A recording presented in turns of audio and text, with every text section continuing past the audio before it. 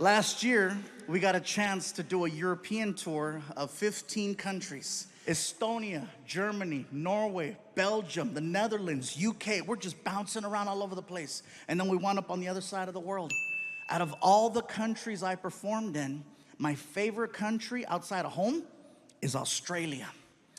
And I'll tell you why. Australia, much like us in America, has its list of priorities. You know what's not on their list? Political correctness. They do not care about your feelings. It's like a country full of Daves.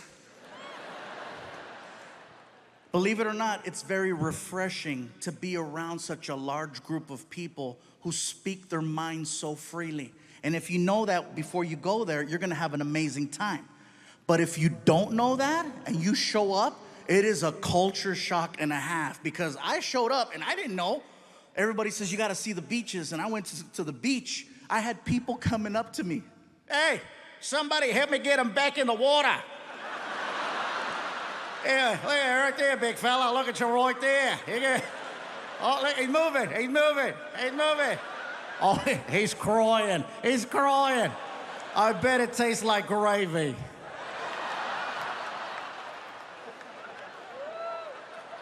It's not bullying if everyone does it. Yeah, that being said, I'm in Australia, Sydney, Australia, at the Opera House. For me, it was one of the most iconic places I've ever got to perform in. It was bucket list, definitely. After the show, I wanted to go hang out with some Aussies and see what that was like. I'm hanging out at a pub. First things first, Australian people do not drink Foster's beer. That's an American thing. They don't drink that over there. I tried ordering one to fit in, didn't go over well. Bartender looked at me. Hey, you like the taste of piss, do ya? Okay, don't order that again. So I'm hanging out with these two Aussies, and we're drinking a rum called Bundaberg. At first glance, it looks like a Coca-Cola bottle because there's a polar bear on the front. And then you drink it, and you're like, that's not Coke. As we're talking, a third Australian joined the conversation. And he sounded a little bit different from the other two. He had more of a raspy voice. More like, all right, yeah, mate, yeah, all right. He sounded like a drunk pirate underwater. These two guys didn't like him, so they called him a name and they left. And now it's just me and drunk pirate. We're talking about life. Life in America, life in Australia, talking about our differences. He tells me that he's a professional knife maker. He's showing me how it's done. He's showing me pictures.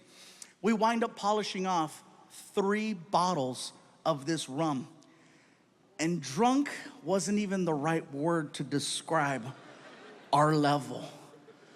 My tour manager, Ryan, he comes up to me and he says, Gabe, time to go. And I look at Ryan and I'm like, but Ryan, I just made a friend. And he makes knives. And they're pretty. My tour manager always knows how to talk to me no matter what condition I'm in. If I'm drunk, he knows better than to talk to me like I'm an adult. He talks to me like I'm 2. He looks at me and he says, hey, buddy. You hungry?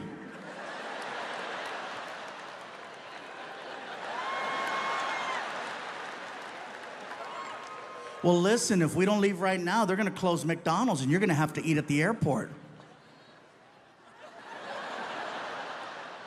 I gotta go. Oh, Mom, you gotta go, no worries. And he goes to shake my hand. And when he shook my hand, he put his personal pocket knife that he made in my hand as a gift. That's for you, Mike. Thanks for being nice. Thank you.